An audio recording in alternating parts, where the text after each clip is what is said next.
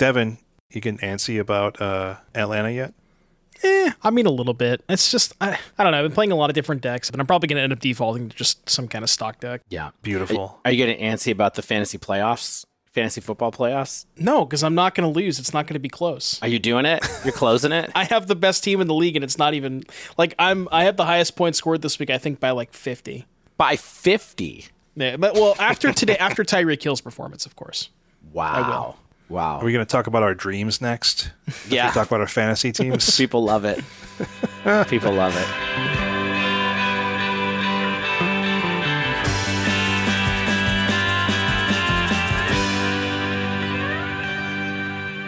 Hello and welcome to episode 253 of The Dive Down, a Magic the Gathering podcast focused on the latest decks, trends, and strategies for the casual spike. My name is Shane here in Denver, Colorado, and with me on the line from Massachusetts, it's the one and only Doomwake, aka Devon O'Donnell. Do you think, so is it Doomwake, aka Devon, or Devon, aka Doomwake? Probably the latter, I would guess. Do you think more people call you Devon, or do they casually throw out the Dooms? I mean, some people in the stream call me by my first name. I prefer to be called Doomwake, but... Oh, do you? By us or by... Well, not by my family, you know. I mean, you can call me whatever you want, but you guys are basically family. Yeah, are we like the Fast and Furious family? Yeah, the Dive Down family. At this point? It's all about family. I mean, we have been doing this for a little over a year now with you, Devon, and it's nice to know that we're on an actual first name basis instead of a nom de stream basis with you. Your pseudonym. You've also stopped wearing the mask to the recording sessions, which I appreciate. Yeah, and the MF Doom mask. Yeah, we can actually see what you look like now. That's the Godfather Dave Auerger. Here I am. Good to see you, David. And Devon. Always good to see both of you. Speaking of good to see both of you, can I tell you about Heavy Play? Do you know about Heavy Play? I feel like you do, but I'm going to tell you anyway. Have you heard the heavy word, my friends? Yes.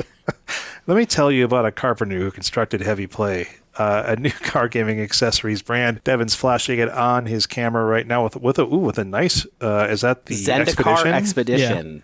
Yeah. I have mismatching foothills, and it kind of tilts me every time. But I have two retro. I have two from Onslaught and two from Cons, and I really want to flesh out that full playset of Onslaught. But anyway, play mismatching cards, everybody. It's fine. It's fine. When you do, you play them in Heavy Play. Car gaming accessories improves your gameplay and your game day, which is true because your game day is better with these because the playmats, deck boxes, card sleeves, enhanced ergonomics, enhanced mobility, enhanced protection. I was eyeballing the Heavy Play website just today, honestly, because I want to pick up a few more of the nice deck boxes myself. I only have, when Randy sent over some promo stuff, I got like one of each type of deck box, and now I just want more of the type that I like, which are fortunately, the good ones.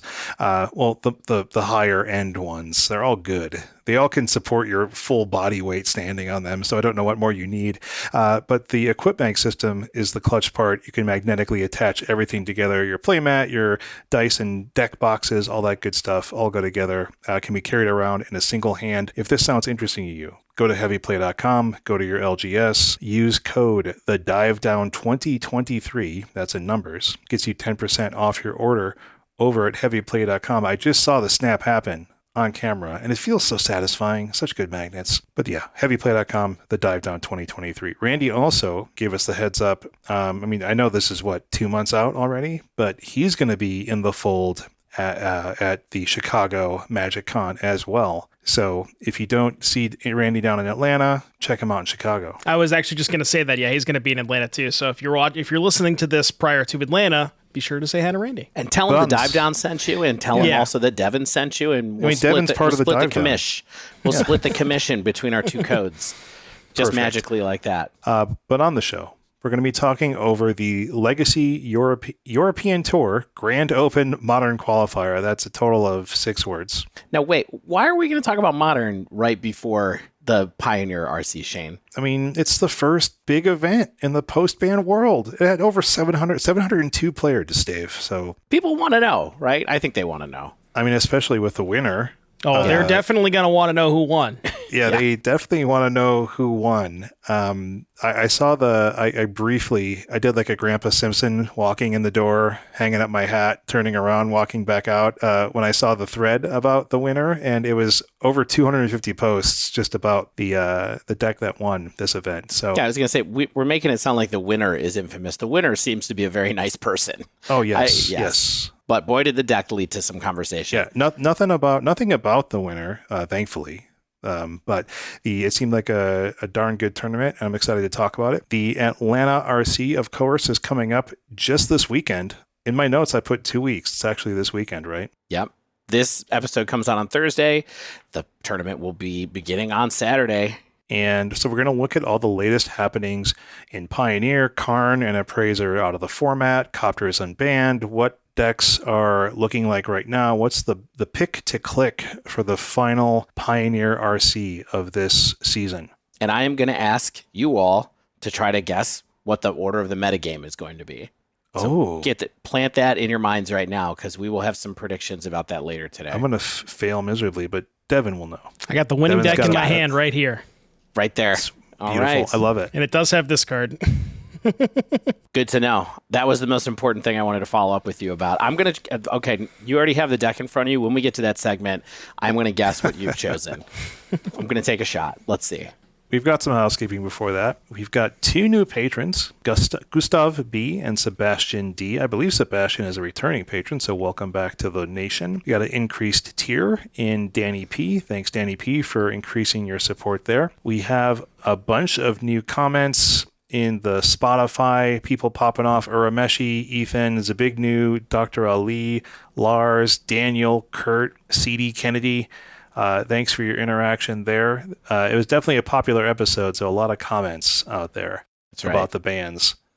Bands will do that to you. But if you want to be like Gustav, Sebastian, Danny, join the Dive Down Nation. You can get into our Patreon at patreon.com/thedivedown. We have swag going out every month to the new supporters. We appreciate all you all who have been longtime supporters. And if you want to help keep us going, get in there. Even just $1 a week gets you access to the Definitively Discreet Dive Down Discord. I would like to ask one more thing before we go off of talking about Patreon and other things like that. We are 2 people away from having 1,000 followers on YouTube. I forgot about that. I would appreciate it if there are some of you out there who do not follow us on YouTube. Please go give us a follow on YouTube. Give us a like and subscribe, as they say. It would be helpful to us because we can try some more things with the channel if we get 1,000 followers. Can we? Yes, we can. Ooh, do we get one of those like golden plaques from YouTube for 1,000? That seems like something they do. I don't think you get it for 1,000. Wish. I think you get it for 1 million. Don't. Yeah. We'd know it's swag. Devon's far ahead of us on YouTube stats. So, but yeah, we can try some stuff. We can get in the partner program and stuff like that if we get 1,000 listeners right now. So let's see, not listeners, 1,000 followers, subscribers. So subscribers, yes. Sweet. Yeah. Other Patreon benefits, along with Dave forcing your hand to go subscribe to us on YouTube. We don't repeat these all that often, but if you have not yet, you can look at everything. We have custom tokens made by a Patreon of ours in pixel art for like Treasure and Construct and Rhino, of course. Mm-hmm. We have That's from Casey. Thank you, Casey. Yeah, from Casey. Thank you, Casey. We've got our custom deck box that Dave designed a while ago. We had to get 1,000 of these, okay, when we ordered these. And let me tell you what, we've gone through a bunch. But if you are a $5 person or longer for 3 weeks or longer, then we send you 2 of those deck boxes along with like the sticker sheet, the custom tokens, the set of pins that we have right now. I believe there's 7 pins. So, there's a lot of good reasons. If you're at $10 for 3 weeks or more, or is it $8? I forget. I think it's 8. Yeah. 8 sounds right. You get the custom playmat that's only and will always only be for supporters of the Dive Down. So get yourself over to the Patreon if you want. Get the exclusive gear that's only for patrons, and you help keep us going for 1 week longer. Yeah. You can also go check out our store for the extended swag collection if you want at thedivedown.com/store. And I'm going to go through these next ones quickly. Mana Traders. rent some cards from Mana Traders at Magic Online. That is the Dive Down 23. We'll give you 10% off of your first 2 months of rentals at manatraders.com. You can check out Barrister and Man. We'll talk about more about them a little bit later. You can still get gifts at Barrister and Man, though, and use code the Dive Down 23. 20 and 3 are spelled out in that one to be able to get 15% off your first order. And that is enough of that. Beautiful. Thank you, David. So let's get into the Legacy European Tour Barcelona Modern event. And like I said earlier, this is like the first big, and I mean big, like modern event in paper following the Bands of Fury and Up the Beanstalk. They took place this last weekend. The event took place this last weekend in Barcelona, which is one of my favorite cities, if not my actual favorite. So I hope you all had a good time there if you were visiting, got some time to explore. 702 players, making this the equivalent of what, like a small GP from back in the day? Like, is that still a meaningful metric, do you think, anymore to anyone, what a GP-sized event even is? I barely remember. I was going to say a lot of the listeners might not even know what a GP is. Yeah. Yeah, at this point, there's a lot of people coming into the game. That's for the true heads. The Grand Prix heads. So, but yeah, it's a big event, 702 players. I mean, if it gives you any context, in some of the US circuits have 200 to 300 people show up to the event. So this is over double that size. So as usual, we'll talk about the overall meta, any meaningful changes we've seen people been making to existing decks, how various decks performed, kind of conversion rates, all that good stuff. Overall meta. Let's get into that. First off, the number one place deck is stop naming your deck things that they aren't. Oh, no. Did you find some errors? Did the Europeans do it too? I thought that only happened in America at Energy. No, they do it everywhere. More people, I feel like. I did some brief looking at decks with 1 or 2 pilots, and I see you out there naming your decks Abzan Snowblade and Tenrak. Abzan Snowblade? Yeah, when that's really Temur Rhinos, or Azorius Infect when it's Tron, or is it Panza when it's Jund Saga. I see you. Is it Death and Taxes when you're secretly Yawgmoth? It's not funny. You're not getting an edge. Taxes? I saw your win rates. It's not getting you an edge. Let's just say that. Frankly, we left them out on purpose because it makes all the decks look better when you jokesters are left out. Maybe that's a correlation to their win rate. If you choose a trolley deck name, you're just going to lose more. So, I agree. It's karma. It's commentator karma. You know what? It's people whose heads are not in the right place. Their heads are not in the right place. I'm going to call your parents. I'm calling all your parents. Enough scolding. Let's get into the archetypes. So, number one at this event with 100 pilots, 14.2% of the field, Temur Rhinos. Wow.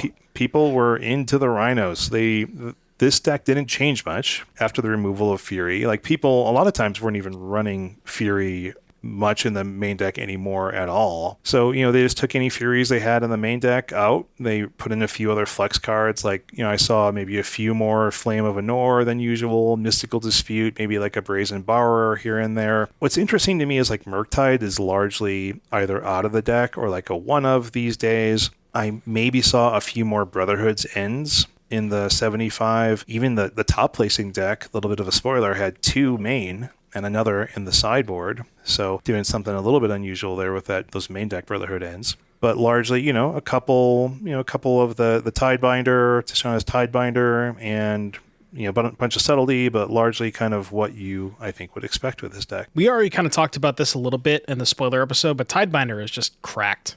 Every single time I cast that card, I targeted a Shieldred the other day. I targeted a 1-ring protection trigger. It's just that card does everything. It's so good. Yeah, it's super flexible, super cool. Do we make it? I mean, are you guys don't want to stop and celebrate about Rhinos being at the top of the mountain? This is maybe the first time I remember a Rhino being on top of the mountain. That's the first time in a while. They don't usually climb mountains. Yeah, that's right. It's not Temur Goats. Right. It had a 50.9% win rate, which is perfectly adequate. I'm sure there are a lot of mirror matches out there. 50.9. that's kind of Rhino-y, right? Is you want consistency, I think, a lot of times, and Rhinos brings you that a lot of times. Is it Murktide was actually his second most popular deck. People cannot put this deck down. 10.3% of the meta, a 49% win rate. Actually, more or less what you might expect. That's a good day for Murktide some days. Only a few of these pilots were on the Teamer variant with that one card whose name escapes me. Questing Druid. Yeah, you got it. And but the decks largely look the same to me. Like most decks are running 1 to 2 Tidebinders at this point because it's so flexible and good. But yeah, Is It Murktide showed up in second place. Mono Green Tron making the comeback, wanting to do yeah. Well, I mean, I think so. It's 9% of the meta. That's pretty significant. It only had a 45.4% win rate. More or less, so not a great day for Tron, but Tron hasn't really done well besides its coming out at the Pro Tour the other month at this point, and so, people were hoping that it maybe could come back, but... Yeah, I mean, a decrease in Scam definitely has to make Tron a little bit better, right? That was one of their weaker matchups, like the combination of Voidwalker, Thoughtseize plus Blood Moon, that was a pretty tough matchup for Tron, so it kind of makes sense to see a Tron resurgence here. And even occasionally just dying to Fury on turn 4 or whatever, so... The experiment didn't go quite so well, but we'll see if the pilots keep sticking with it. Yawgmoth in fourth place. There were 55 people on Yawg. It's about 7.7% of the meta. It had a 52% win rate. Perfectly good day for Yawg. The removal of Fury made people maybe a little bit more appetized towards sitting at the Yawgmoth table. I mean, I feel like Yawgmoth in fourth place is not particularly unusual. Maybe with the removal of Fury, people were looking at it a little bit more closely. Are these the two decks that people are targeting with putting Brotherhood's End main in Rhinos? Is it targeting Yawgmoth and Tron a little bit on the side, or nah? I don't think it's targeting Tron as much, but Yawgmoth and I was going to say Hammer and Scales. Those seem to be like the three that they're probably targeting the most. Oh, I forgot about Scales. Yep. Yeah, I mean, it doesn't exile like Anger does, so it's like slightly less appealing against Yawgmoth, but it's it can do enough, like if they have counters on them and stuff like that. But ideally, if I was targeting Yawgmoth more hard, I'd probably be running Anger of the Gods, I suppose. We have Amulet Titan up next. Another deck that Brotherhood's End could be particularly okay at, I suppose. Titan had 6.5% of the field. It had a 52.4% win rate. It's essentially the same looking deck to me. Spelunking isn't in most of these decks I looked at. It's like a one of in just a handful of the lists that I saw. It was in the one of in the highest placing deck. So, run out there and get 4 of them in there. It's probably for the best. Living End, a big story of this tournament. We'll talk more about that later. We had 39 people, 5.5% of the meta, and a 52.1% win rate. Good day for Living End. People were definitely, I think, pretty hyped to bring this one back out of the deck box closet. Nothing looked really different to me. So, the tuning in Living End, I think, is pretty small. It's like, what's your Oliphant and Generous Ent balance and stuff like that. You know what I mean? It does make sense to see a pretty big resurgence, though, because Rhino's most played deck, Scam no longer in the format. Well, so we think there is. But, yeah, it does make sense for Living End to be a high player. For sure. Yeah, I'm going to say this one for you. Yeah, go just ahead. Say it. Burns next, 3.6% of the meta, 40.1% win rate. 40.89% win rate. I apologize. Let me give you that 0.7% back, Burn players. Okay. I have no comment. Mono White Hammer, 3.2% of the meta. Only a 46% win rate for Hammer. Not a particularly great day, even in a post-Fury world. I mean, when you're facing down, Teamer Rhino is usually very prepared for a Hammer. Living End is definitely prepared against Hammer. I don't know. Like, what's Hammer hoping to see out there? Like, Murktide's got a lot of point removal. I don't know.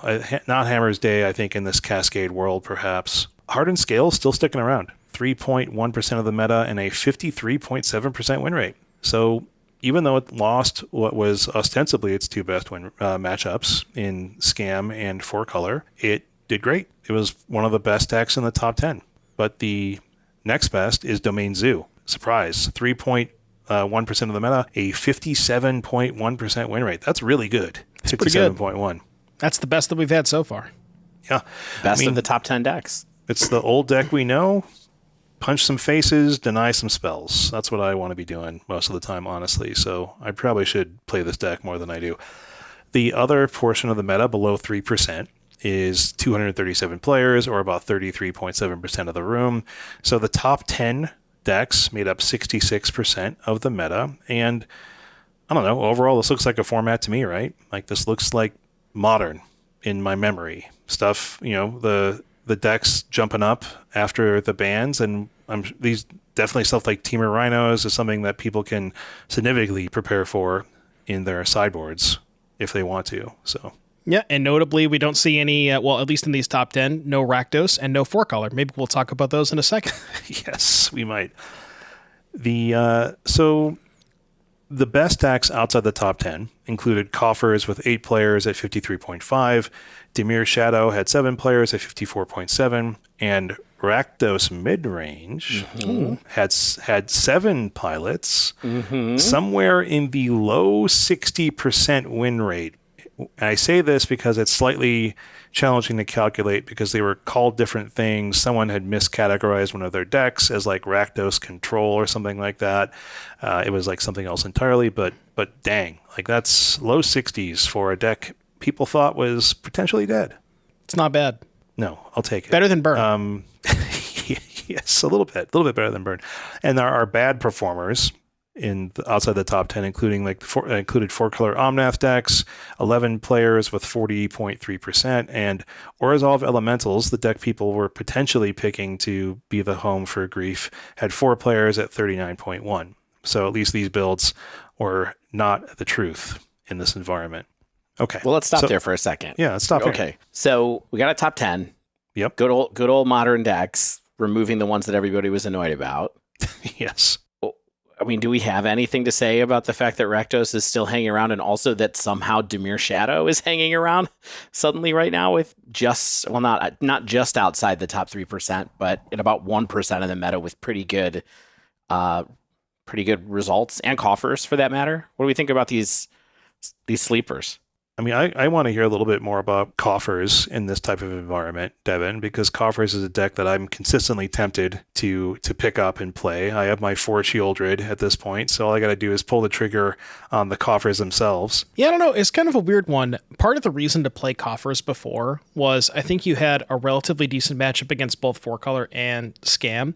So with the decline in those decks, like if I'm bringing Coffers to this room, I don't like my matchup against Rhinos. I don't like my matchup against Murktide because they just have pressure plus a pile of counter spells. Tron is kind of sketchy in the draw. Yawgmoth has been hit or miss. That matchup is kind of tough. Amulet, very die roll dependent. So it's like, out of those top 5 decks, there's like not really a ton that I want to actively see from the Coffer side of things. Past that, it's not bad. Like Burn, Hammer, Scales, those are all fine matchups. Domain Zoo, like you want to play against creature decks. But yeah, I don't know if this is a great metagame for Coffer. So I'm kind of surprised to see these players do well with it. Yeah, maybe just had some good matchups or skilled players. I feel like Coffers is likely like an enthusiast deck. Do you know what I mean? So I don't think people are going to be casually bringing that. So yeah, I don't know much about Dimir Shadow, Dave. Like, it's just a name I haven't heard in a long, long time. Right. I wouldn't be surprised if there's some environment where Shadow can succeed. I think the thing that I'm perhaps a little bit surprised by is Domain Zoo doing this well. I feel like that's not necessarily a super easy deck to hate out necessarily, right? Like it's maybe if it's like in a control deck that's like running sweepers, like I don't really know like how you really plan for a deck with creatures that big that hit that hard unless you just have maybe a few more pieces of point removal. I don't know. I mean, Living End is probably pretty good against it for what it's worth. You're just vomiting your hand out. I mean, they do have Stubborn Denial and bringing their stuff back. They do have Stubborn Denial, which helps in those situations. Yeah, just lean on Stubbs, baby. Yeah, I would imagine that Murktide is probably something that Domain Zoo wants to play against too because of the red removal. Now, if you get Unholy Heat online, that could still kill like a 2-mana 5/5, but it's not the easiest thing to get Unholy Heat online that early. So that could be something as well. Yeah, if you wanna swing at faces, you probably could do worse than Domain Zoo right now. I did a chart of the top 64. There were so many players, I thought 32 might be a little bit too limiting. So I mean, even the top 64 were doing quite well for themselves. I'm not going to get into. I'm just going to do like the everything but the one-ofs. And so we've got 11 Rhinos, 7 Amulet, 6 Living End, 6 Yogg, 5 Tron, 5 Murktide, 4 Coffers. You may notice I said there were 8 Coffer pilots overall. 4 of them made the top 64. 3 Zoo, 2 Azorius control featuring Kihira. And then our one-ofs that include things like Rack Mid and Hammer and Merfolk and all that good stuff. Hardened Scales, etc., etc. So What about the Is It Death and Taxes player? Do we know how they did? I didn't see them Very listed good. here. So Dave, there was an Is It Blitz deck, by the way, in the top 64. So Stop calling it Blitz. Dave, I didn't. you would be proud. I don't know if you saw this on Twitter, but I played I guess Blitz or Prowess in an RCQ. I yesterday. did see it, but I didn't see the list that you played. I looked around, but I didn't post it. I just copied the challenge list, but I O2 dropped anyways. So. yeah, it didn't look like it went well. So I mean, I wasn't going to mention it because I want my Prowess baby to be untarnished. Yes. I've seen a couple people talking about Prowess online. It'll be interesting to see if it has any. It does have one of the most broken cards in the format in it in Underworld Breach. So one of the more broken and underutilized cards in the format right now. If you look at this list in particular, but. So I guess I wanted to talk a little bit about like sort of conversion rate, like the biggest bumps. Like Rhinos was up from like 14 to 17. Titan did well. Like they gained 4% from 6.5 to 10.9. Living End did really well, like 5.5 to 9.4. All 6 of the people who were in the top 64 were actually in the top 32. So they did pretty well. Yawgmoth was like a winner from the field. 3 of them were in the top 32. Tron went down. Murktide went down. Like I said, Coffers did really well. 4 of the 8 pilots in the top 64. Zoo's up a little bit. Hammer only put 1 pilot of 22 in the top 64. Yeah, that's rough. And Burn put 1 pilot in the top 64 from 25 players. I mean, one thing that's fascinating, well, since, I'm not to like tip our hands, I'm sure everybody's looked at Twitter, but if Rakdos Midrange really had 7 pilots and only 1 of them was in the top 64, yet the win rate was in the low 60s. Yeah, I don't know how that worked out. It must mean that like 2 of them did absurdly good. And then a bunch of them did not that well, but one of them must have done well enough to barely make it or to barely miss the top 64. I don't know. There's some fuzzy math going on there, I feel like, as far as expectations. Yeah, I mean, top 64 in like a 700 player tournament is still a pretty darn good, win rate. So yeah. I mean, that's probably what, if you're in the top 64, it's probably 15 rounds. So what, you're 12x. So think about it this way. So 7 pilots, if 6 of them O2 dropped, right? And the other people, there's one other person who I think she went X1 in the Swiss. Yeah. And then 3-0 top 8. Extremely So well. Yeah. if there was 15 rounds, 2 draws, 1, so that's 12, 15 wins, 1 loss. If you do 15-1, and then the 6 losses would be 15-7. Does that get you right? That gets you right to about 64%. Definitely so, does. I mean, even if the other 6 players all O2 dropped, I think her just crushing the event might have, made the win rate overall around 60s. That makes sense. Yeah. So let's not get too romanced by the mid-range win rate overall when it was one person who had a 95% win rate. yeah, a small sample size like that can have weird things happen. Yeah. The top 8. Let's get into that. We've got Daniel Earhart on Rhinos, 13-1-1. Daniel had 2 Brazen Borrower, 2 Subtlety, 2 Tidebinder, 4 Shardless as the creature suite, of course. Expected suite of spells, but that Daniel had the 2 main deck Brotherhood, and I'm curious to see what Daniel's take on that main deck was. Maybe, it's a kind of deck that you kind of can have a larger sideboard by sort of main decking some sideboard cards that you expect might be valuable and then sort of just reconfigure because you're a Cascade deck. So I think it's an interesting idea. Rawl Avoscan on Titan, 12-2-1. Singleton Spelunking main, as I mentioned. An interesting sideboard here. 3 defense grid. A Tarask, which is a 6 green 10/10 with haste, ward 10, and fights another creature when it attacks. It's, I'm guessing, like an anti-control card. So pretty cool. Ward 10 is beautiful. Like, that's just the perfect number to put on ward, Yeah, just like I'm essentially hexproof. Come at me, bro. The Daniel Forns, 3rd place on Living End, 12-2-1. Looks like Living End to me. Mariluz Garcia on Rakdos Midrange, 12-2-1. Yes, Rakdos Midrange. The interesting thing here was I thought it was pretty much mid-range, but then I looked more closely, and there were 4 grief along with kind of the, Dothy, Fable, Bowmasters, Ragavan, Singleton, CZ, and Shelley in there, but also 4 Not Dead After All and a Malakir Rebirth, sort of hedging the 5th scam effect could also be a land. And then like Molten Collapse, Fatal Push, Terminate, Bolt, Thoughtseize, the hand and board interactions. So this scam was still scamming, my friends, even though it only had 4 grief. Yeah, when I look at this list, it looks like she just cut 4 Furies for like a Pyromancer, a Blood Moon, a Collapse, and a Kolaghan's Command, and everything else is basically the same. Yep. And you know what? I'm here for it. Good. I mean, people get to play their deck still. I mean, we'll see what happens. I mean, people, of course, on Twitter went wild, but like, go ahead, Rakdos people. Keep playing it a little bit more. Mary Liz did. She did good. And maybe not everybody else did, but I mean, maybe it's still okay. Yeah, I think it's potentially important to remember that the scam effects can also just be protection. It doesn't have to just grief them. You know what I mean? It's still just a good thing to keep Dothy Voidwalker or Ragavan or trigger Bowmasters again or whatever. So you could do worse.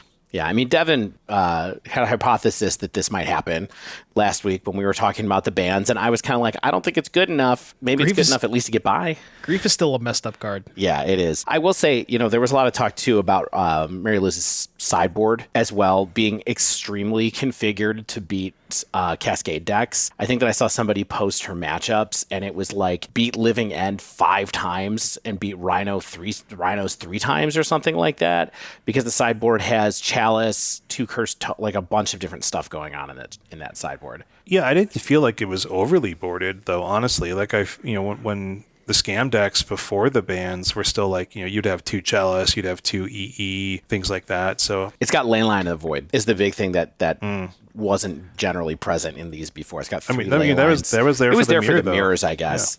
Yeah. Well, she kept them and used them against Living End. So yeah. 5th place, Joel Griebel on Living End. Looks like Living End. Samuel Lumbreras on Living End as well. And then Rafael Bayo on Yogg and Andrea Paimonti on Is It Murktide. Looks like Is It Murktide to me. Oh, Paimonti I didn't realize Paimonti was in this top 8. That's cool. And like we said, Mariluz takes the whole thing down.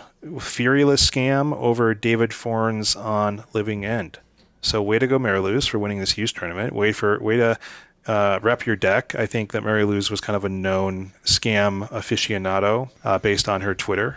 So I think like that's her thing. So more power to you. That is, something that's very awesome to see, where you have like somebody who's very well, like a deck specialist kind of thing, and something gets banned out of their deck, and they're just like, you know what, I don't care. I'm just gonna still crush every single person. So, as much as I have, a pure disdain for the card Grief, it's really, really awesome to see Mary Lou take it down. I think it's pretty sick. I will say I'm not super concerned about the people who really hate scam having to deal with this a lot going forward. If you look at the challenges, like scam/Rakdos isn't even a blip in either of the challenges this weekend on Magic Online. There's a single copy in the top 32 of either one.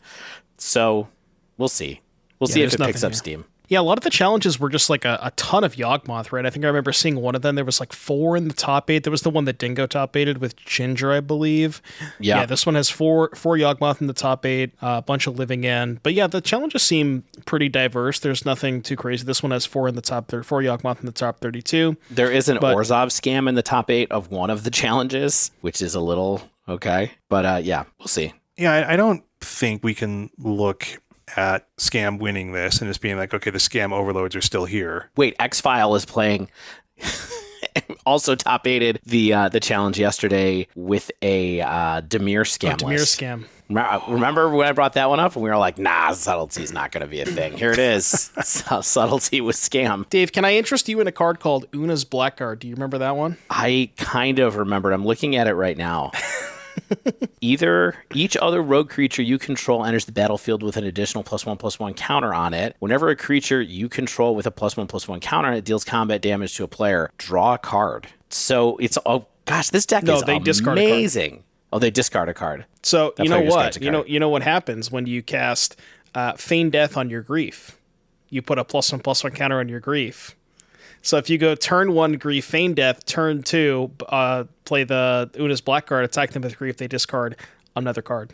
That's so wild. And then it also pumps your Dothy Voidwalker and Stalactite Stalker is in this deck as well as a 1-drop because they are rogues. Sweet. Wild.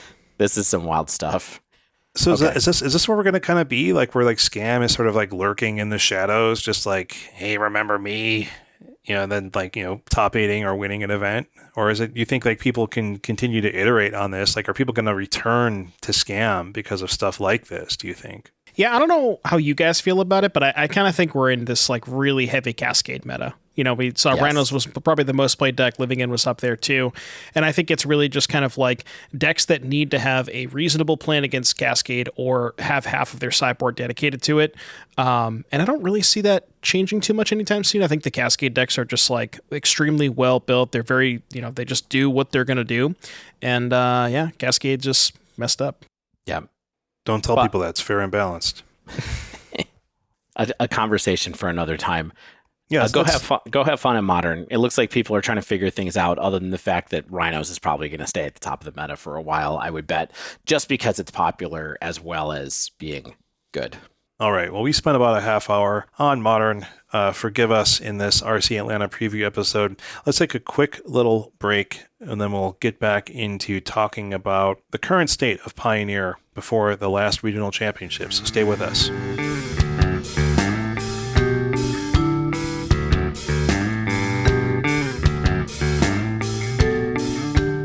David, have you ever been to the planet Arrakis? I mean, I've never been there.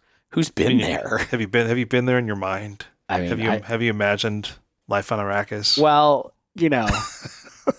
what did they riding say? a giant sandworm? Fear is the mind killer. Yeah, Yeah. my mind has been killed by fear. So mostly I just chill out on Earth still and just kind of vibe. If you, like me, have wanted to travel to Arrakis, you can buy Melange, the shaving soap at Barrister and Man, which the art of Melange is like a very old school comic book looking image of a sandworm. Why isn't it a picture of Sting in a thong? That's what I want to know. Now, why isn't that the picture on every shaving soap at Barrister and Man? Yeah, I mean, I look, really want to know. this packaging is great. It's like an old pulpy picture of a sandworm. The text on the front of it is in one of my favorite typefaces, the Cooper Black, my friend. It's very good. I love Cooper Black. Okay, so this is cinnamony, nutmeggy, definitely some like ginger cardamom stuff, and a desert air blend. I want to know where Will picks up his desert air to blend into this product. Arrakis. That's a good point. He's been there in his mind. So yeah, this is spicy. This is wintry. Like this is very much like if you are into a winter scent, I would highly suggest this. Like all of them, of course. Yes. But Melange, that's one of the latest ones from the winter collection. Another one in the winter collection that's coming up is Dickens. It comes out on the 12th. And that's the cookie inspired one you talked about last week, Dave? Is it cookie inspired or is it just that there's a cookie recipe that goes with it? Let's see what Will has to say. We talked about it a little bit last week. It is inspired by one of his favorite holiday cookies. Lemon spices, cherries, and powdered sugar. I like sweet scents, honestly, especially with like some citrus backbone. So I am amped to get a sample bar of this headed my way. Yeah, it's going to be very good. I love the picture of the kids, the Victorian children throwing snowballs at each other too on the blog. That's what you and your family look like, right? Around the streets of Chicago. Yes, we're all that short. Thanks for reminding me. So if you want to get Melange, if you want to check out Dickens, you can head on over to Barrister and Man, MANN. You can use our code, the DiveDown23, where the numbers are spelled out. The DiveDown23 gets you 15% off your order. I would suggest ordering quickly. The post office gets backed up during the holiday season. So get that order in for yourself, for some loved ones. Stock up on what you need, especially with all these seasonal variants that are going to go out of print sometime soon. So Barrister and Man, the DiveDown23.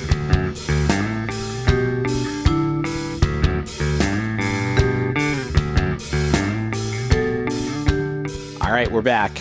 And now it's the time to talk about the true meat of the matter this week, and that is preparation for RC Atlanta, which is Pioneer.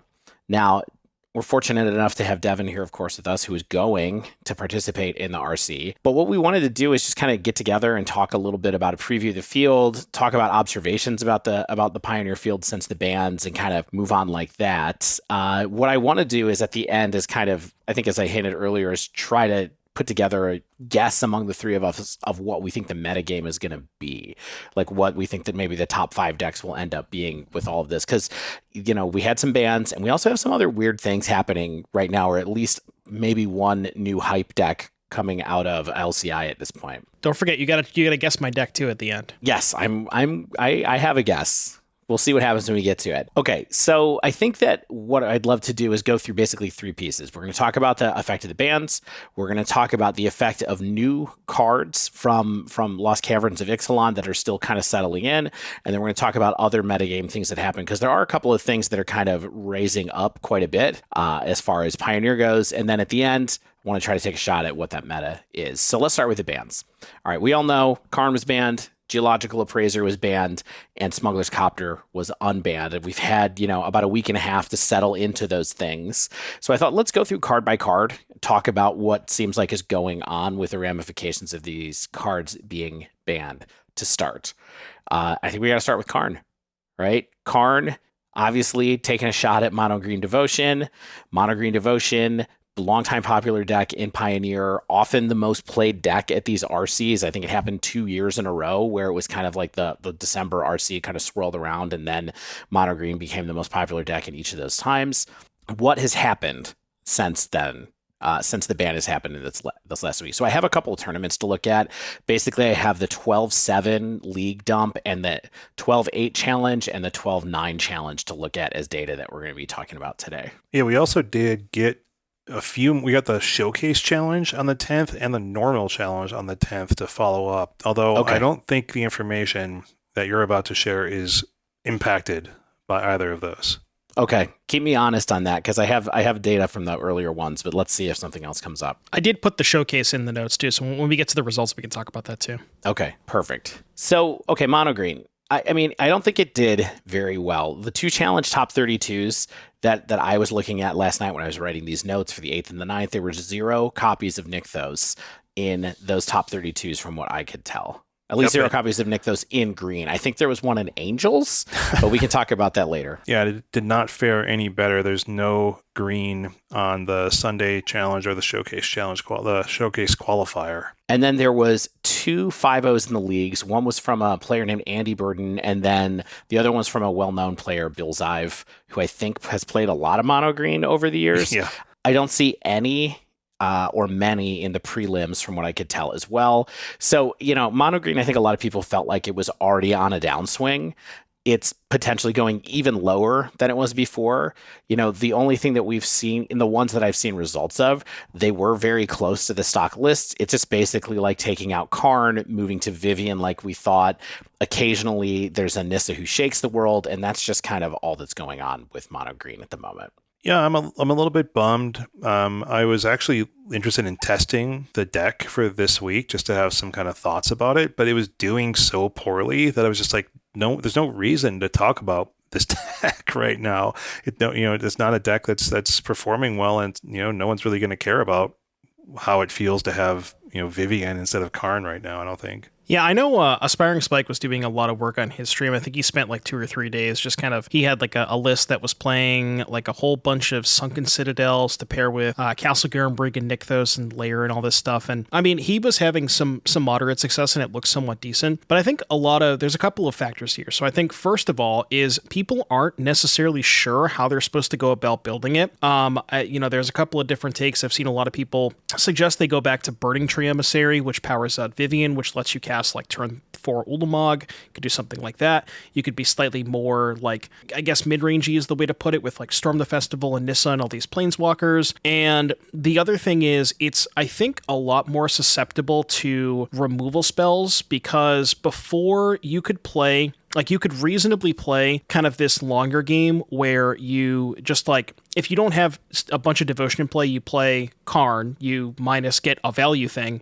But now that your devotion is being a lot more pressured early and you don't have Karn to like kind of have that mid-range bailout plan, it feels like you need to dodge the removal spells a lot more to have keep that devotion in play, if that makes sense. So I think the thing that I was looking at after seeing that basically mono green is for the most part non-existent, at least in these large field tournaments, or it's not performing well, was to just kind of go through a mental list. I looked at mtgmeta.io for the previous era, which is one nice thing that they have on this website is you can go and look from like the last set that came out from like WoW until the bans, basically as an era of winning percentage. And so just as a gut check, I took a look at the decks that seem to do badly against mono green devotion that might be going up, and then the ones that had good matchups against mono green that might be on the way down because of it being missing. And so that list, just for what it's worth for us to talk about later, Enigmatic Incarnation, mono green seemed to be good against that. Greasefang, according to MTG Meta.io, was mono green was 55% against that. It was 56% or 57% against Angels. It was good against Creativity, Red mid-range, Racksack, Omnath, and Mono Red. Now, some of these decks aren't decks that are played with very high frequency anyway in Pioneer, but there's a number on this list that I think are worth keeping an eye on. In particular, Angels, Gruul, Greasefang, Enigmatic, Creativity. I think those are things that really, Racksack, those are all things that can have something pop as a result of that.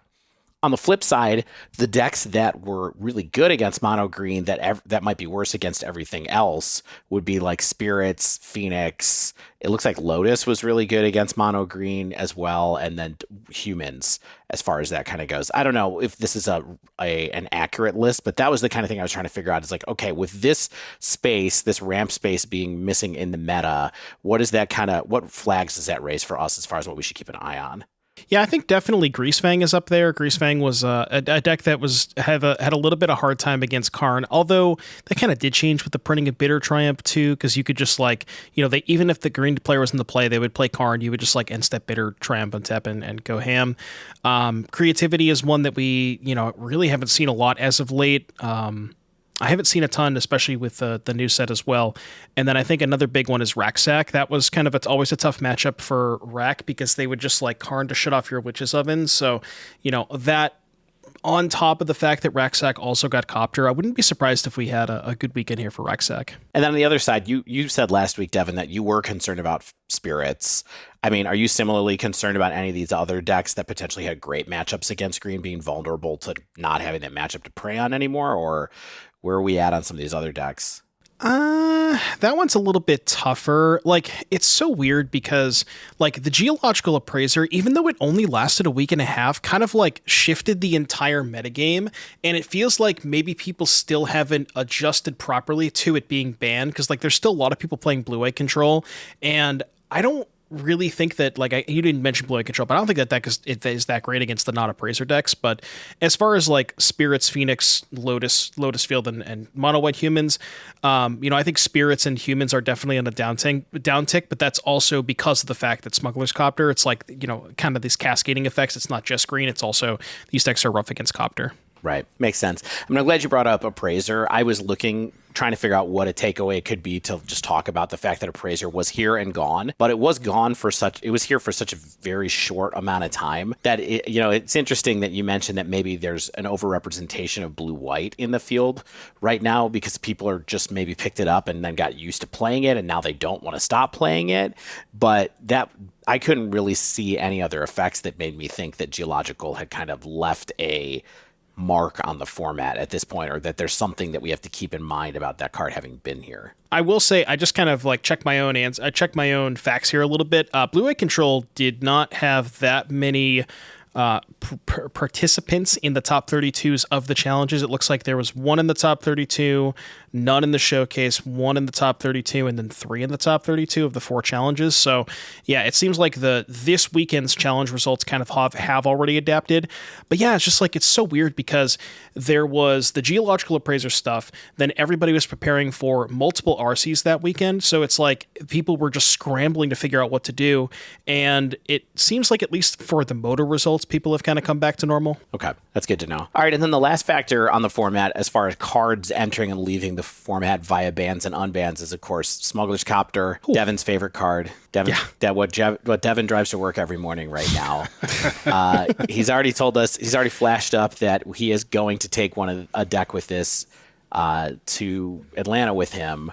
But what has happened since then? So here's the headline. From what I can tell, and from what it looks like to me, Copter has immediately become one of the most popular cards in Pioneer. Just like that. It's one of the most popular cards in Pioneer. And here's the numbers that go with that. In the 1207 league, it was in 18% of the decks that were in that drop, including and the cards that were ahead of it were Fatal Push, Thoughtseize, Fable, and Coco. So there were 18. It was in 18% of the decks in that league, including things like Rack Mid, Gruul Aggro, Merfolk, Rakdos Reanimator, which is kind of a weird one to see, but it 5-0'd. Is it in Soul Artifact, Mono White Humans, Racksack, et cetera, et cetera, et cetera. So that's a league deck dump. But how about in a challenge? So in the challenge on the 8th, it was showing up as one of the top cards with 35 copies and in 31% of the decks in that challenge. So according to Goldfish, I didn't go do the math myself. And then in the top, the 1209 challenge, it was in 6 decks. Didn't quite register as one of the top cards, but still, it was in six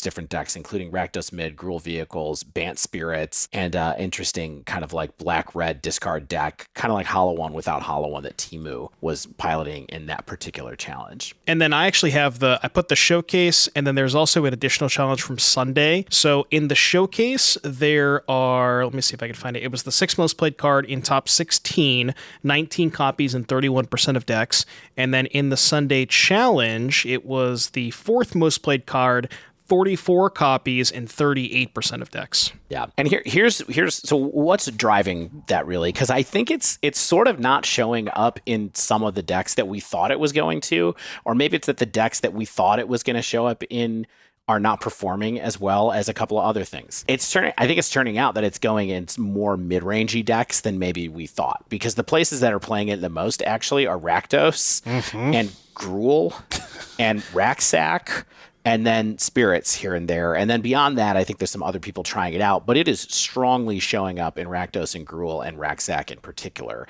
And for what it's worth, if you look at the meta right now, Rakdos was 15.6% of the meta of the 12-8 challenge, which is like 5 or 6 decks out of the top 32, was 12% of the 12-9 challenge, which is, 4 decks out of the top 32. Gruul was 6.2, which is, 2 decks. It was 3, so there's a good amount of it floating around in here thanks to those decks just on its own. I am looking through Sunday's challenge. Harry 13 has a deck that is, oh man, this is so tempting. It's like mono black aggro, but Rakdos with like Bloodsoak Champion, Knight, Bloodtithe Harvester, Inti, Croxa, Scrapheap Scrounger, the usual suite of black stuffs, Copter, Fable, because why not? I did see a list kind of like that as well, maybe on the Saturday or maybe in the league dump. I saw something like that too. Yeah, this is so juicy. But Devon, I felt like, okay, so we're all kind of agreeing, like Copter is making an immediate impact. It's a lot of people are playing it. It's showing up in these couple of decks. Let's hear some more love. What kind of love do you have for Copter after playing with it for another week? Okay, but love, but also, why is it not in some of the decks that people thought it was kind of a sure thing? Like, I don't really see it in Convoke. I don't really see it in Sack. So it's in Sack a good amount. It's it seems mixed though. Like, I'm just sort of curious. Like, what is the driving factor? Like, why is it in a mid-range deck instead of an aggressive deck? Like, if you have thoughts on these kind of things. Well, first of all, card's busted. I've been casting that card. Like I don't think I played a deck. I think I maybe played like 1 or 2 leagues with decks that didn't have Copter in it over the past week or so. Still busted. Confirmed. Yeah, check. Still busted. It just as busted as it was 4 years ago. So I think a lot of reason that people are playing it in Rakdos is, as honestly as kind of it feels like a reaction to the other decks picking it up, where they kind of feel behind. If you're on the draw and your opponent plays a Copter, and you have a Bankbuster in play, it's kind of this weird situations where like you're under the gun and you can't even offer the trade of your Bankbuster for their Copter. So if you don't have like a Fatal Push for the Copter and you're kind of on the back foot, you kind of are forced to like, you know what I mean? It's just like you can't trade and you just fall too far behind. As far as it not showing up in Convoke, I kind of understand it. I did try it in 1 or 2 leagues of Convoke, and I think I came to the conclusion that it wasn't quite where you want it to be, because the turn that if you play it, it's really hard to get the good Convoke turn in the turn you play, because you have to crew with it, and then you have to use that. So you have to it's like basically tapping 2 creatures to do it, and it's kind of expensive. It kind of sort of unlocked your Gleeful Demolitions. The one thing that I will mention about Convoke in the Copter meta is, even though may not necessarily be a deck that wants to play Copter, you get to play 4 Gleeful Demolition main decks. So you just have 1 mana waste to blow up their Copter. So like, maybe Convoke is like a sneaky good pick, and it's already pretty good against Rakdos, I would say. Oh yeah, for sure. Yeah, and it's worth noting, just to be clear about what the text on the card is, you don't get the tokens, and they don't get the tokens, or something weird like that. It just destroys an artifact. But still, 1 mana to destroy an artifact that is also part of your engine is not bad. For sure. I mean, you're getting the mana advantage, and typically, many of the decks are likely trying to take advantage of Copter, kind of ramping the power of a one power creature, or like you said, it's like plays into their synergy of what they're trying to do with like discard. So you're kind of doing a few things at once, getting rid of the Copter for the mana efficiency there. And one thing I will note about Rakdos Sacrifice, which I thought was kind of strange, is it seemed like most of the list that I had looked at did include Copter. However, the only list that I saw that didn't include it happened to be Jabberwocky, who is the Rakdos Sac Goat. For those of you who don't know, he's like all he does is play Rakdos Sacrifice. So it was very strange to see a player of his caliber not choose to play Copter, because it seemed like pretty much all the other Sac players were doing it. So I wonder if maybe he's onto something that we're not. Yeah, interesting. Can I tell you something else that I saw that blew my mind a little bit? I saw at least one list that did well in one of the challenges, and I don't remember who piloted it, but it was a red-black sacrifice deck that cut Witch's Oven and Cauldron Familiar and was all in on just Oni called Anvil instead, which I was kind of surprised by as well. Maybe it wasn't like a full sack list at that point, but it was like, we're playing Copter and Anvil, and that's kind of it. Which I was like, I found it. That's interesting.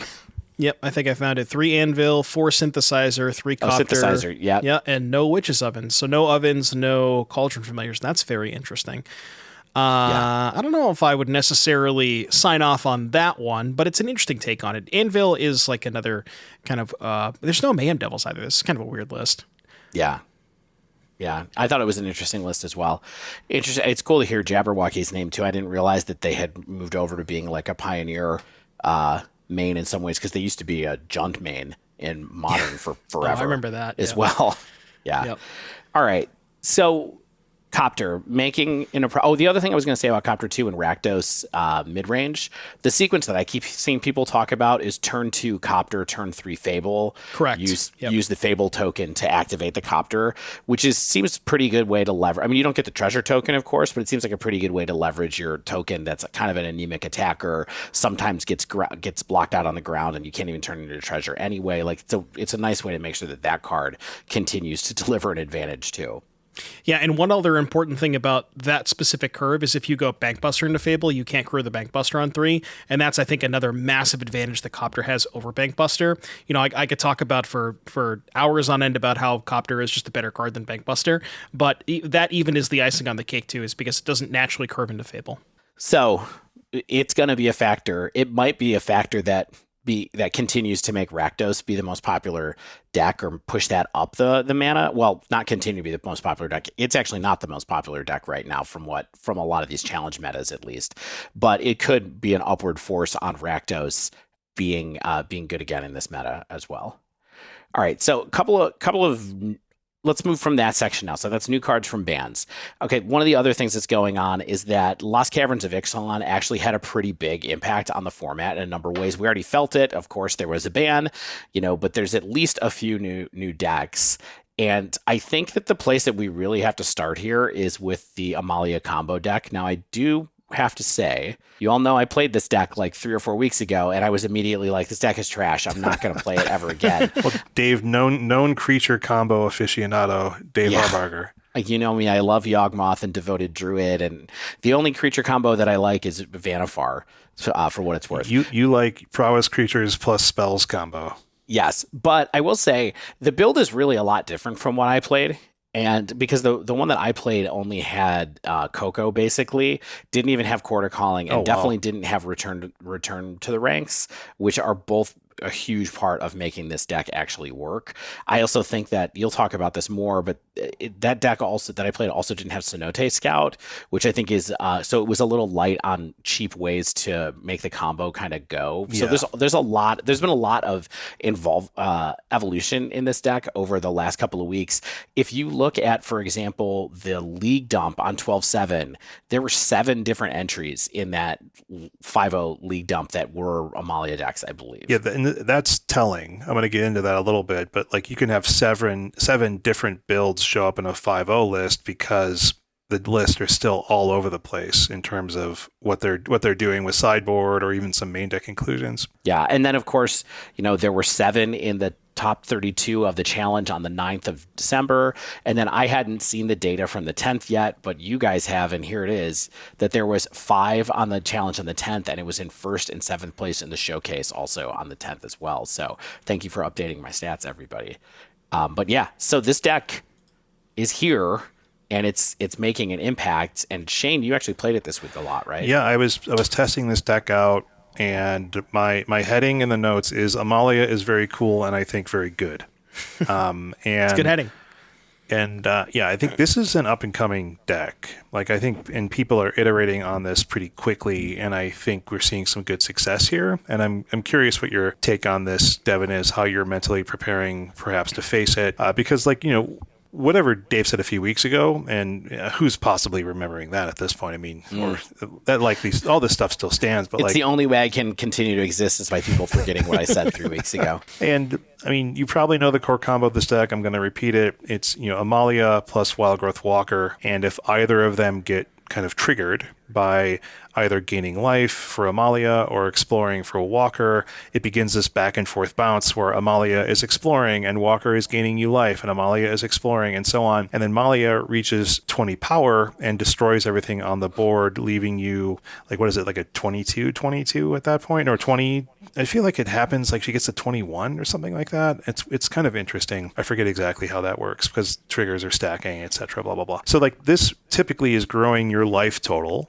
out of a reasonable range for a lot of decks to be killing you efficiently. It gives you a lot of time no matter what's happening, but it also leaves you with this huge Amalia that the opponent has to deal with like in one turn, or they have to block. She doesn't have trample, or they're simply just dying to the swing, right? So this sounds all great, right? But like creature combo decks, you have to set up the combo, you have to trigger the combo, you have to survive through interaction, you have to win when you're not in a situation for comboing, all that kind of good stuff. And right now we're in the time zone that's really exciting for me, at least, because people are figuring out what the right deck construction is through play testing. The meta is evolving quickly. I think people are preparing for this deck more right now, and so figuring out what the post sideboard games are going to look like, what you have in your sideboard when you play this deck, because people are preparing for you, so you have to figure out how you're responding to that preparation. One thing I want to mention on just in terms of it being a generic creature deck, or creature combo deck rather, so I think a lot of people kind of associate creature combo with Yawgmoth and stuff, where it's if you can break up the Yawgmoth, or you kill their undying creature in response.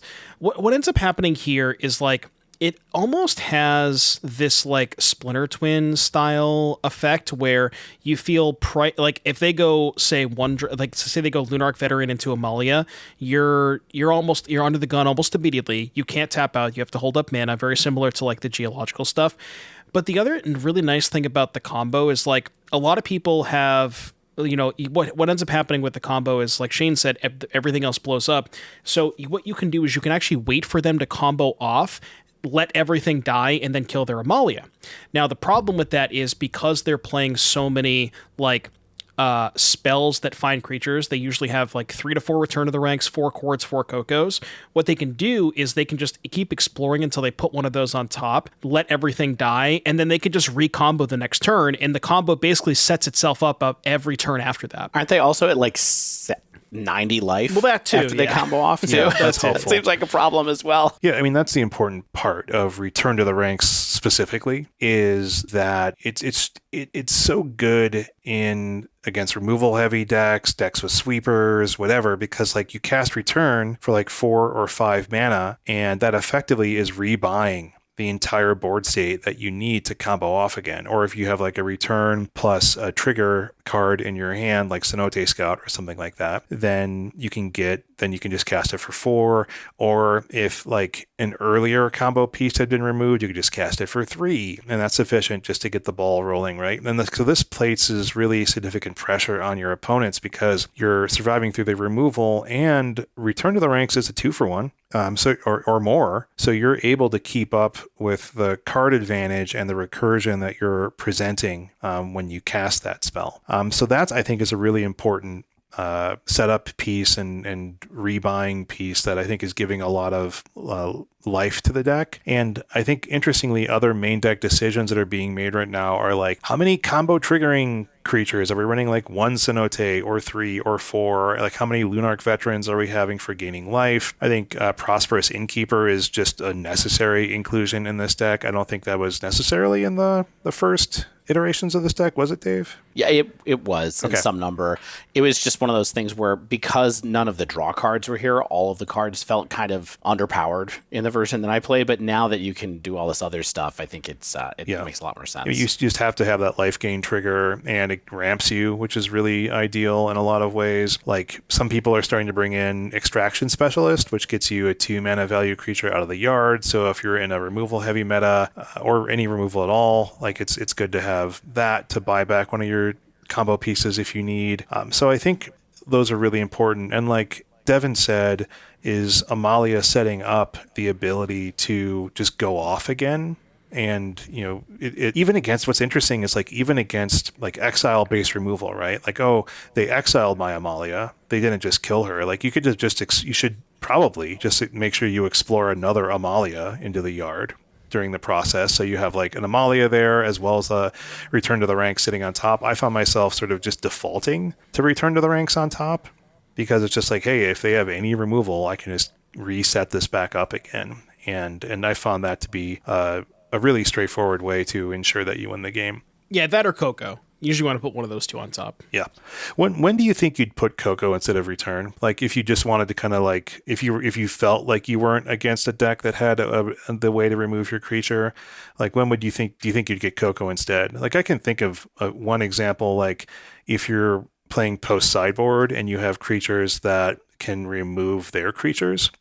Like, you have like an exile thing, and you're like, okay, well, if they cast a blocker, I'm not in great shape, so I want to have some kind of interaction here or something like that. Or maybe like a Court of Calling. You could have like a chord for that style of creature. So I don't know. What do you think? Yeah, it kind of depends on what you have left in your hand too. So like, the one issue that I think you could maybe run into is like, if you just snap bin every Coco, the issue is like, if you're playing against a deck that has the capability of stopping the combo multiple times, if you bin all of your Cocos to find a return, if the game goes long, you might just run out of resources. Yeah. If they can keep stopping your combo. So that's something you got to consider as well. Yeah, I think it's, like how much am I binning before I get to one of my returns? I think that's a really good thought for sure. It's like, how many 2-for-1s am I giving up with my Cocos here? Depending on how grindy we're getting post sideboard or something like that. And I think that's where I want to go next, is like post sideboard stuff. Is players are already responding to this with like more Brotherhood's Ends, more Anger of the Gods,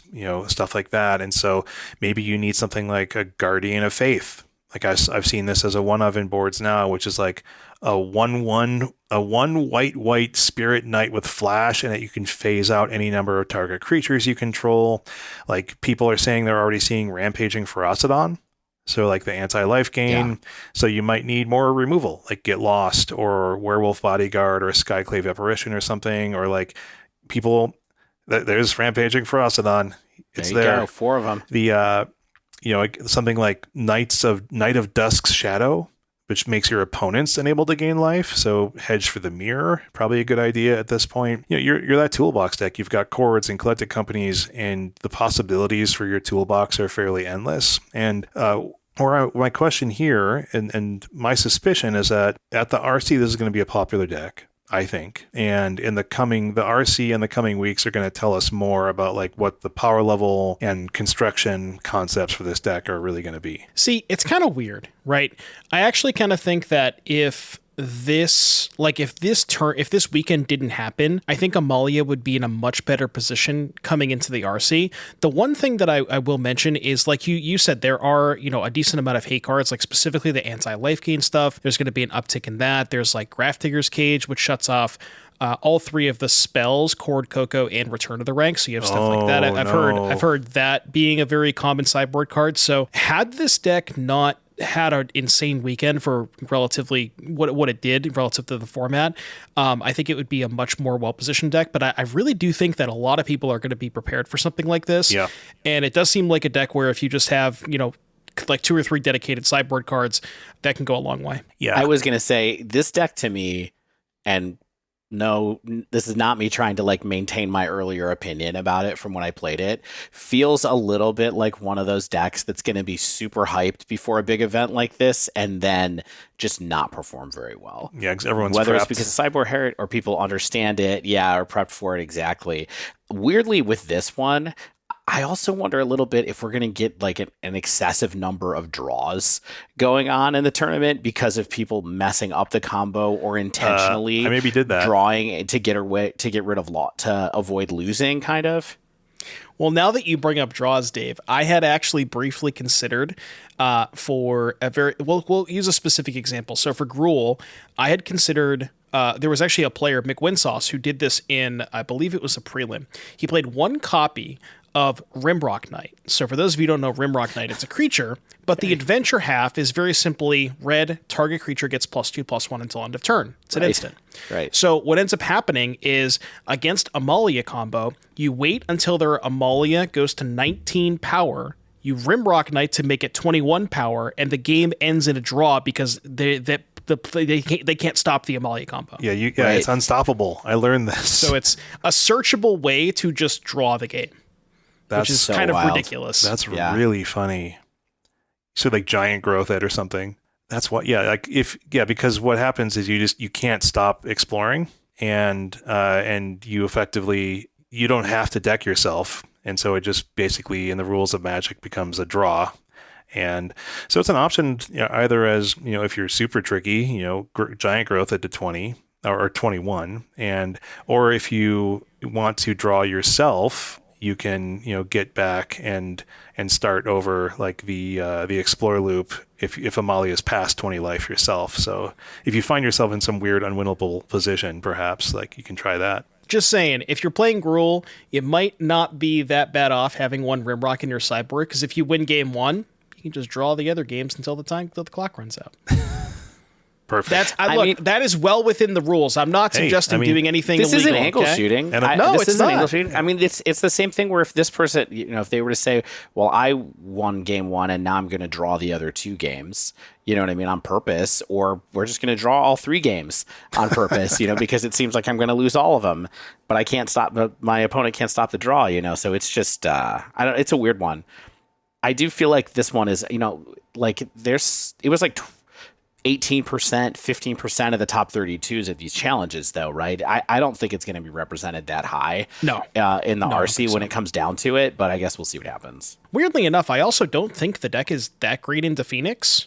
Just the combination of like Phoenix more so than Rakdos, because Phoenix is a deck that can keep loading up on removal spells, right? Like they go removal spell, cruise, removal spell, cruise, removal spell, whatever, keep finding stuff. Whereas Rakdos feels like it eventually runs out and Phoenix doesn't. So I think Phoenix is actually, pretty sure it's favored against the Amalia deck. Yeah, and I suspect Phoenix is going to be quite popular at the RC. Don't give away my next section. Okay. So let's close out the new cards part real quick so we can get to that part, though. This is the other new deck that's still floating around from this. Is it just bad? Yes. There's only a couple of results. There's 2 that made the top 32 of the 12-8 challenge, but it didn't look like there was a lot of people picking it up. So we can just move on from that if it's actually bad. Yeah, I mean, I tried it, after the Geo ban, I tried 1 or 2 leagues with Quintorius, and the deck being a full turn slower, you definitely lose a lot of explosiveness, and that was what made the Geological deck so good, is your opponent having that 1 extra turn to develop their board before they have to start holding up mana is not great for that deck. Yeah. All right. And then there's some other a smattering of other new cards that are popping up. Get Lost is appearing in a bunch of decks, kind of like we thought it would. It's in Blue-Eye Control. I've seen it in Convoke. I've seen it in Amalia. Bitter Triumph is maybe the card that's actually doing a bit more in the meta or getting a bit more adoption across a number of decks, including people trying like Grixis Phoenix as a result of this card, or it's in Rakdos Mid, or it's in Greasefang. So that's just a good card. Tidebinder is showing up occasionally. Sunken Citadel is showing up in Lotus. I don't see anything else that's really defining, but there are a number of other cards that have popped up. I don't know if there's anything else that we need to talk about. It's like, hey, you should know that this card made this one deck a lot better that we haven't talked about already. Any thoughts on that? No, I mean, I just, I will say the Warden of the Inner Sky for Convoke. That card is nuts in Convoke. Bitter Triumph, very, very, probably one of the best discard outlets that you can have on turn 2 for Greasefang, just because it dumps the thing while also interacting with your opponent. Yep. Those are kind of just like my two takeaways from the new cards. Those cards are both sick. Yeah. All right. And then the other couple of things that are randomly happening as we kind of close out this, or what I think is going on is, we've talked about all these other decks, but Shane already kind of spoiled it. The most popular deck. Come on, Shane. The most popular deck in Pioneer right now is it Phoenix, and I don't think that I think that the data kind of indicates that's true. It was over 20% of the top 32 of both the challenges that I looked at. It looks like it's very well represented in the Sunday challenge, on the 10th. And actually, Rakdos mid-range was big. It was only 12% in the Sunday challenge, and then in the showcase, it was 18%. It's a lot of people playing Phoenix right now. So one thing I brought up earlier with like the Smuggler's Copter in Rakdos, I thought, as it is just like a much better card.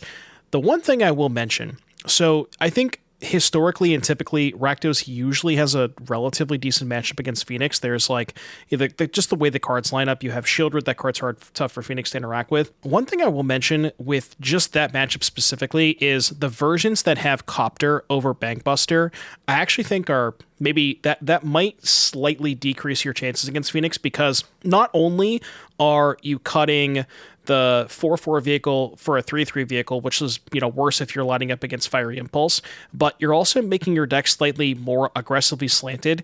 Like if you look at the Rakdos decks with Copter, they tend to have a lower curve with stuff like Inti, sometimes even Stalactite Stalker I've seen. And the more you lower your curve, I think the worse you make your deck against Phoenix, because Phoenix tends to prey on aggressive decks. So just something to keep in mind. I still think that Rakdos is fine into Phoenix, but I think maybe Rakdos may have lost a bit of an edge with the Copter stuff. Interesting. But Phoenix is there any other reason that Phoenix itself is particularly doing well, you think right now? Or is it just kind of like it's just having a moment thanks to Sleight of Hand and other cards that were already in the format? So I think that with the banning of Geological Appraiser and the banning of Karn to a lesser extent, I mean, the Phoenix versus Green matchup was always kind of like, I think, pretty close. I would say that, that was really just a play draw thing. But one thing about the Geo ban is there's less reason to play blue-white. Blue-white traditionally was a horrendous matchup for Phoenix. Like, that matchup was really difficult. Like, the combination of just, like, Emperor exiling your postboard threats, Rest in Peace, all this stuff. So if blue-white is going to be on the decline, then it kind of makes sense for Phoenix to be up on the decline. And Phoenix, I think, is also very good against what people perceive to be, like, maybe third and fourth best decks, which are Convoke and Gruul. Phoenix is relatively good against both of those. Yeah. Yeah, and then Angels somehow won the 12-9 challenge, which was pretty interesting. It felt like maybe that was a reaction, because isn't Angels pretty good against Phoenix and also probably pretty good against Amalia, because they're just going to gain a ton of life and not care about dying to Amalia anyway? Or like, I don't know where that came from, but I will say that every time we get around RC, similar to Mono Green, it does seem like people start playing Angels, or it starts popping up in certain places. So I don't know if that's a thing in particular. It certainly doesn't have a lot of results, but that was just another existing deck that I noticed won one of these events. Kind of unfortunate for Angels to pop up now with everybody wanting to talk about anti-life gain cards because of Amalia, so it kind of got caught by the crossfire. That might have been just one moment where it was like nobody realized they should play anti-life cards, so this deck did okay, and then probably be gone from there. Get those Ferocidons in my sideboard. Right. Yeah, you better. Now I know you're playing red, though, which I already thought. Yeah.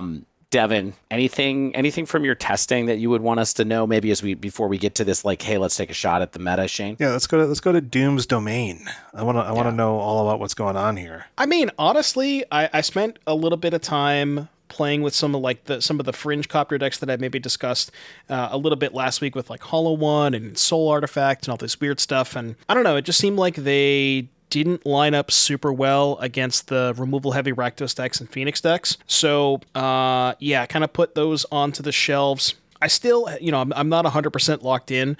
There's a couple of things that are leading in the front runners are probably like either, I think I'm basically deciding at this point between Rakdos and Gruul, because I did kind of say... That's kind of what I was going to say, by the way. Yeah. I did say I was going to play a Copter deck. No, I mean, well, Prowess isn't in that good in Pioneer. Oh, I'm sorry. I meant Convoke. Oh, Convoke. Yeah. No, I tried Convoke, but like, again, I think Convoke is not really good into Phoenix. Now, that being said, neither is Gruul. I think both those decks are not great into Phoenix, but I've been very, very happy with the Gruul deck. The one thing that I really like about Smuggler's Copter in the Gruul deck is... So what Gruul was, we talked about this a little bit last week, but what Gruul was missing was just a really solid 2-drop, right? So the way the deck is built, it's all 1s and it's all 3s. And every time they kill your elf, you don't have a good 2-drop to play. And Copter is like the perfect fit in that spot of the curve. It's really good at like filtering out extra elves later in the game. It's, it's just an aggressive card, which is what you wanted in the Gruul deck. It's just like, it seems like the perfect card for the Gruul deck. So that's kind of where I'm leaning towards right now. Which is maybe a boring answer for the listeners. I kind of wish I'd come up with something more spicy, and I wish I could say that I broke it, but just going to maybe stick with consistency this time around. I mean, I don't know what's not spicy about Gruul, though. Like, it's a deck that's been good in different eras, and it's been kind of a little bit on a downswing, but it has a really powerful new tool that fits right into it. Like, I still think it's a pretty interesting choice, especially since it's not like it itself has broken in any of these events we just talked about, but it's been there and has been performing, and it's been part of these top 32. So I think it's a good and interesting choice. I think you should get style points for that, Devon, if that's what you're worried about. What are you thinking about for some of your like flex spots? Are you like a Halana and Alana partners thing? Like, are we talking like Sentinel, the Nameless City, Lovestruck Beast? The last list that I played on stream today, I had, so it was 8 elves, 4 Copter, 4 Stormseeker, 4 Huntsman's Redemption, I think it was 4 Crowan War, 4 Chariot, and the flex spots were 2 Lovestruck Beast, which I haven't been on previously, but with Copter, having the additional 1/1 body is really, really massive. So I like Lovestruck Beast a lot more, and then I think I had 2 Thrill Seeker, 1 Sentinel, and I actually had a main deck Ferocidon. And what I like about that is, like, it only costs you 1 main deck spot, but you effectively have 5 copies of it with Huntsman's Redemption. And, like, yes, it's obviously insane against the Amalia deck, but there was just, like, a bunch of random stuff where it felt pretty good. Like, my opponent was just like, I don't know, I just cast this thing on turn 2 and they played 3 creatures and they took 3 damage, and I was like, oh, you're just dead. Yeah. So it just seems like a fine card to main deck. Yeah, I've been seeing more things like Tranquil Frillback seeing some play in these decks. Like, it's probably good to hedge against people gaining life against you, or you can play a Frillback yourself if you want to gain some life or something like that. Also, like to start, destroying artifacts or enchantments, or exiling graveyards. Like, all that stuff is very flexible. So, are you eyeballing any Frillbacks as well? I had one on the side. I had one main for a little bit, but I decided to move it to the board to make room for the Ferocidon. And then I tried a weird strat because, like, I played 2 leagues today with Gruul. I went 8-2, and I basically destroyed everything that wasn't Phoenix, and I lost to Phoenix twice. So I'm trying out. I tried, instead of the hearses, I tried 4 ley lines in the sideboard, and I realized that was not a good idea. When I beat my Phoenix opponent game 1, and then game 2 I started on ley line, and they just, like, very easily killed me with Shieldred. It was the blue-black Phoenix deck, and I was I mean, not that Hearse would have won that game either, but I think the problem with the matchup doesn't necessarily stem with the graveyard. It's like, well, specifically the black version having Shieldred, that card is really hard to beat. But yeah, I need to figure out a plan for the Phoenix deck, but I mean, I kind of like my matchup against almost everything else. Can I ask you about the black versus traditional Phoenix deck? Like, do you think when we talk about, we're about to talk about how many decks we think are to show up, all that kind of stuff. Like, Is it a significantly different deck from Is It Phoenix? Is it just tuned to the metagame, or do you think it's actually a totally different thing? It's definitely not a different deck. Like, if you kind of look at the composition of the Phoenix decks, you have the red cards that they're playing were Fiery Impulse and Lightning Axe, which got cut for Fatal Push and Bitter Triumph. Kind of, a wash, basically. And then the other red cards are typically, you have like one Galvanic Iteration, maybe 2 copies to go with Trespass, and those got swapped out for Shield Rids, which is just a different win condition. So, like, the composition is basically the same. One thing that I will say about the black version is the combination of Thoughtseize plus Shield Rid actually gives you a fighting chance against Lotus Field, and Blue-Red Phoenix traditionally is like close to 0% against Lotus Field. So, the black card's giving you percentages in that matchup. And the other thing is, in post-board games, you would rather have Fatal Push against opposing Copters because you expect the Copter decks to have a load of graveyard hate in the sideboard, and if they're keeping you off of Spell Mastery for Fiery Impulse, Fatal Push doesn't care about Spell Mastery. So I think in the Copter meta, I would prefer to be on Fatal Push than Fiery Impulse, so something to keep in mind. Interesting. I have not gotten to try that one out. I would love to do that at some point, but I'll be really curious to see where it comes up. All right. You guys want to call some metas, see what happens? Let's do it. Oh, yeah. So, Devon, you have not fully picked, but you do know that involves some choppers. Yeah, it's probably going to, like I said, at this current state in, time, it's between Rakdos and Gruul. I will say I played a little bit of the Garuda deck today, and I wanted it to be good, but it was not very good. Oh, boo. I remember that when it was good. What a weird month. All right. You got a top 6, Dave? I'm going to take my first stab at the top 6. All right, we'll let Devon go last because he's the most in touch with this stuff. I think that my top 6 decks in order are going to be Phoenix, Lotus Field, which is like a curveball, but I think with a bunch of people bringing Phoenix, a bunch of people are going to pick up Lotus, and they may not realize what Devon said about the fact that the Grixis Phoenix decks maybe have a bit of a fighting chance against Lotus. I think Rack Mid, Gruul Vehicles, Amalia, and Convoke are the order that I think the meta will go in. Okay. It's, of course, similar to mine. I have Is It Phoenix mostly being Is It, not Grixis. Rack Mid with Copter. Convoke, I think that people might still just want to or think they can convoke people out. Amalia Combo, I think some people are going to just maybe be high on it and maybe try to prepare some anti-hate. Maybe they just think it's really good and that people won't be fully prepared for it. Gruul Vehicles, and then Lotus Field I have in 6th. All right, so you and I have the same 6 decks, though. Yeah. I wouldn't be surprised to see like Azorius Control sneak in that top 6. I think it would potentially be a mistake, but this is an RC we're talking about, so you never know. Right. All right, Devon, what do you think? Okay, so at least in my prediction, I think it's going to be very, very close between 1 and 2. I think 1 and 2 are clearly going to be Phoenix and Rakdos.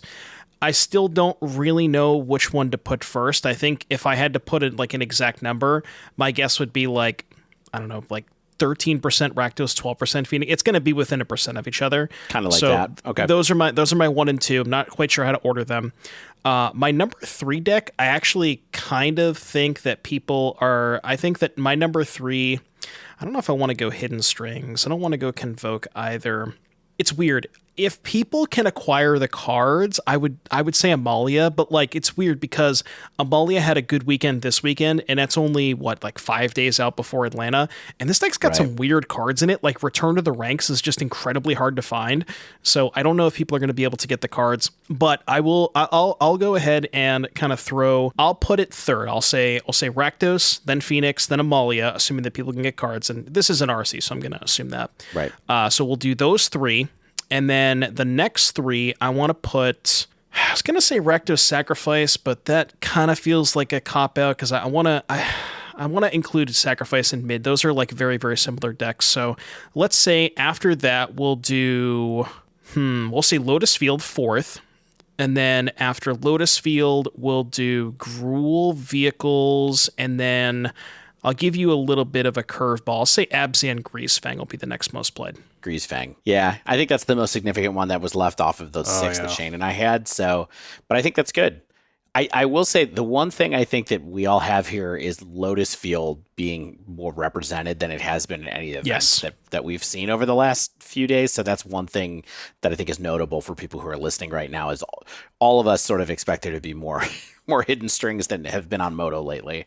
Although I do kind of agree with what CCR was saying on Grindcast this past week, which is basically like Lotus Field seems good, and I think I'm a competent player, but I don't know if I can get good enough with it in the time span that I have. And so I don't know how many people can suddenly consider themselves like Lotus Field masters when they can maybe audible to something like more mid-rangey or more straightforward, like aggressive or something like that. I don't really know. Like Lotus is a little bit challenging, I think, especially for the last, arbitrarily 5% or something like that. Yeah. I mean, I don't know if the circle, so at the RC, it is a high level tournament. It's not as high level as a Pro Tour, right? So I don't know if the player profile of someone who can play Lotus overlaps much with someone who would audible into Convoke instead of Lotus. Like they're going to go to Greasefang or something instead. You know what I mean? Like the tricky people want to be tricky. The aggro people probably want to be aggro. So it'll be interesting to see for sure. I'll even give you a little bonus 7th place. I actually kind of think that we briefly touched on this earlier in the pod, but I actually kind of think that sneaky Enigmatic Incarnation might not be in a bad spot this weekend. So it's traditionally pretty good against Phoenix. It lost one of its worst matchups in the form of Mono Green, and just I think it's insane against Rakdos. So if the top 2 decks are Phoenix and Rakdos, and you have a good matchup against both, it may not be a bad weekend for Enigmatic here. There you go. Are you ready? You amped, Devon? You're going to be playing Pioneer all week? Oh yeah. Mm-hmm. Oh yeah. When are you going to lock it in and just, are you going to ever lock it in and play only that on stream, or still try to keep the entertainment level high by mixing it up? No, I'm just playing some different stuff. I mean, I'm only going to be streaming tomorrow and Wednesday, and then I'm leaving on Thursday. So, just playing some different stuff. Now that I mentioned Enigmatic, I actually kind of want to play a little bit because I haven't played that deck in a while. So, maybe I'll play a little bit and see how it feels. I do own that deck, so it's always good prep too to play against decks that you will likely face maybe once or twice in the tournament. So, remember how it plays, remember how to hate it out or something like that. Yeah, no, I'm psyched. This weekend's going to be amazing, and maybe I'll bring the trophy to the podcast next week. That would be sweet. Fingers crossed. We could have a special guest, winner of the RC, Devon O'Donnell, aka Doomwake. Yeah. My friends, I think that wraps things up. And we will give you a report on the RC next week, of course, and anything else that's going on more interesting than that. I don't know what that would be. But that wraps up this week's show. If you haven't yet, feel free to subscribe to the pod. You get the latest episodes as soon as they come out on your podcast player of choice. If you use Apple Podcasts or use Spotify, feel free to leave us a rating there, leave us a review or a comment. If you want to reach out to us, you can do so at the Dive Down on Twitter, or email us at thedivedown@gmail.com. If you want to keep us going, you can join the Patreon at patreon.com/thedivedown. Feel free to check out the store for some swag at thedivedown.com/store. Get yourself prepped for those events coming up in February. I'm going to be here in Denver, of course, and then we'll all be in Chicago, maybe Doom, if we can get him in there. Go over to heavyplay.com. Get some incredible deck and dice boxes and playmats with the EquipMag system. Use code TheDiveDown2023 for 10% off your order there. And shout out to Mana Traders, of course, for sponsoring us. You can use the promo code TheDiveDown23 for 10% off of your first 2 months of renting Magic Online cards. Get some amazing shaving soaps, body soaps, fragrances, and more at Barrister and Mann using code TheDiveDown23, all spelled out, for 15% off your first order there. And of course, our friends over at Nerd Rage Gaming give you 8% off your order with Dive 8. As always, thanks to Nowhere and Spaceblood for letting us use their music. And until next week, get out there and win our regional championship.